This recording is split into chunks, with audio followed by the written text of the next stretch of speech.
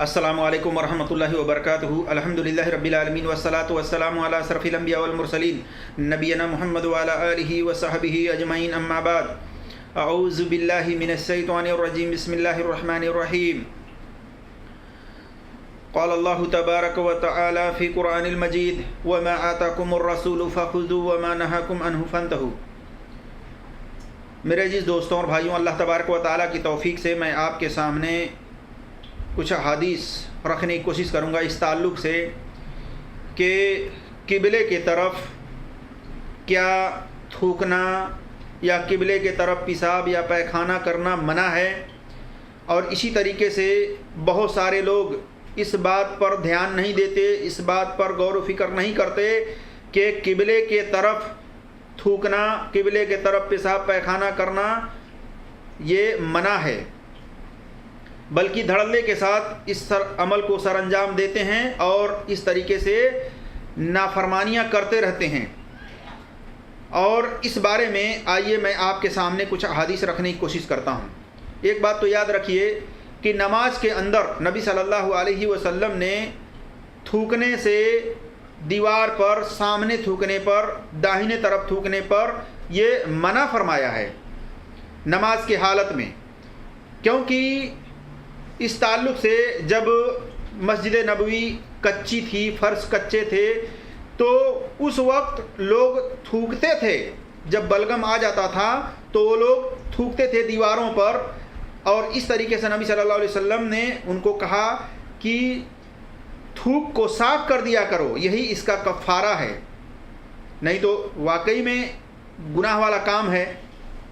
تو اس وقت جو ہے اس طریقے سے فرش کچے ہوتے تھے تو لوگ تھوک کر کے فرش پر اس کو مٹی سے چھپا دیا کرتے تھے اس تھوک کو، لیکن آج مسجدوں کے اندر، مسجدیں پکی ہیں، فرش پہ قالین ہوتا ہے تو یہ عمل نہیں کیا جا سکتا۔ تو آئیے اس بارے میں آپ کے سامنے کچھ حدیث رکھنے کی کوشش کرتا ہوں۔ ابو ہریرہ رضی اللہ تعالیٰ عنہ بیان کرتے ہیں کہ نبی صلی اللہ علیہ وسلم نے فرمایا، جب کوئی شخص نماز کے لیے کھڑا ہو تو سامنے نہ تھوکے، یعنی اپنے سامنے نہ تھوکے، کیونکہ وہ جب تک اپنی نماز کی جگہ میں ہوتا ہے تو اللہ سے سرگوشی کرتا ہے، اللہ سے بات کرتا ہے، اللہ سے مخاطب ہوتا ہے، اور اس طریقے سے جب تک وہ نماز میں ہوتا ہے اللہ سے مخاطب کرتا رہتا ہے، اللہ سے بات کرتا رہتا ہے۔ اور دائیں طرف نہ تھوکے، کیونکہ اس طرف فرشتہ ہوتا ہے، اور اسی طریقے سے اگر بلغم نکل جائے، تھوک نکل جائے تو اپنی بائیں طرف پیر کے نیچے تھوک لے اور اسے مٹی سے ڈھک دے۔ تو آج کے دور میں تو مٹی، کچا فرش تو ہے نہیں، تو آج کے دور میں کیا کرنا چاہیے کہ ہر آدمی کے پاس ٹیشو پیپر ہے، رومال ہے، کپڑا ہے، اس میں تھوک کر کے وہ پاکٹ میں رکھ سکتا ہے۔ اسی طریقے سے یہ دیکھیے، یہ حدیث صحیح بخاری میں حدیث نمبر 416 پر ہے۔ تو اس سے کیا پتہ چلتا ہے کہ داہنے طرف اس لیے تھوکنے سے منع کیا گیا ہے کہ داہنے طرف فرشتہ ہوتا ہے، اور تھوکنے سے اس فرشتے کی توہین ہوتی ہے۔ تو فرشتے کی تعظیم کے لیے، فرشتے کی تعظیم عزت کرنے کے لیے اس طرف تھوکنے سے منع کیا گیا ہے، داہنے طرف، کہ داہنے طرف نہ تھوکو، اس لیے کہ داہنے طرف فرشتہ ہوتا ہے جو کہ نوٹ کرتا ہے سارے اعمال کو، اس لیے تھوکنے سے اس کی توہین ہوتی ہے، اس لیے منع کیا گیا ہے کہ داہنے طرف نہ تھوکو، اور اپنے چہرے کے طرف، اپنے سامنے نہ تھوکو۔ اسی طریقے سے اگر تھوکنا ہے، مجبوری ہے، تھوک نکل گیا ہے، تو کیا کرو، اپنے بائیں طرف اپنے پیر کے نیچے تھوک دو۔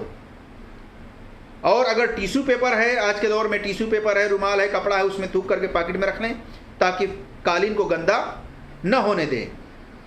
اسی طریقے سے دیکھیے، صحیح بخاری میں حدیث نمبر 406 پر، اور صحیح مسلم میں حدیث نمبر 1223 پر، اور سنن نسائی میں حدیث نمبر 723 پر عبداللہ ابن عمر رضی اللہ تعالیٰ عنہما بیان کرتے ہیں کہ رسول اللہ صلی اللہ علیہ وسلم نے فرمایا، کان احدکم یصلی فلا یبصق قبلہ وجہہ فإن اللہ سبحانہ قبلہ وجہہ اذا صلی، جب کوئی شخص نماز میں ہو تو اپنے منہ کے سامنے نہ تھوکے، کیونکہ نماز میں منہ کے سامنے اللہ تبارک و تعالی ہوتا ہے۔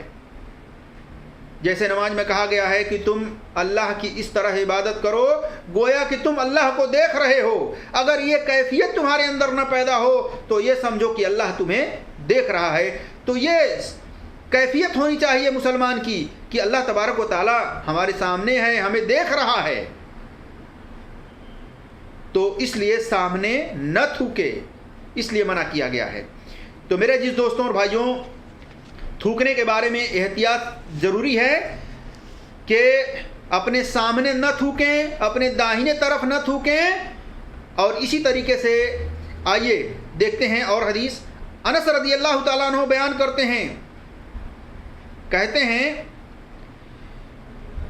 کہ نبی صلی اللہ علیہ وسلم نے فرمایا ان المومن اذا كان في الصلاة فانما ينادي ربه فلا يبزقن بين يديه ولا عن يمينه ولكن عن يساره او تحت قدمه۔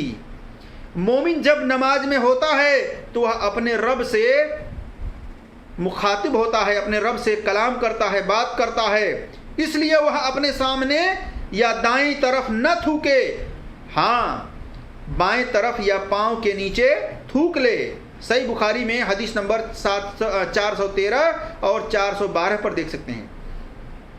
اس حدیث میں بھی یہ حکم دیا گیا ہے کہ جب آدمی نماز میں ہوتا ہے تو اللہ سے بات کرتا ہے، اللہ سے مخاطب ہوتا ہے، اس لیے سامنے نہ تھوکے۔ اگر تھوک آ جائے، بلغم آ جائے کھانسی کی وجہ سے، تو سامنے نہ تھوکے۔ اسی طرح سے داہنی طرف نہ تھوکے، داہنی طرف فرشتہ ہوتا ہے۔ اور اسی طرح سے اگر تھوکنا ہے تو بائیں طرف تھوکے، اپنے پیر کے نیچے تھوکے۔ لیکن آج کے دور میں قالین ہے فرش پر، اس لیے نیچے نہ تھوکے، بلکہ رومال ہو، کپڑا ہو، ٹیشو پیپر ہو، اس میں تھوک کر پاکٹ میں رکھ لے۔ یہ مجبوری کی حالت میں یہ کہا گیا ہے۔ اسی طریقے سے میرے عزیز دوستوں اور بھائیوں، قبلے کے طرف تھوکنا یہ بھی منع ہے۔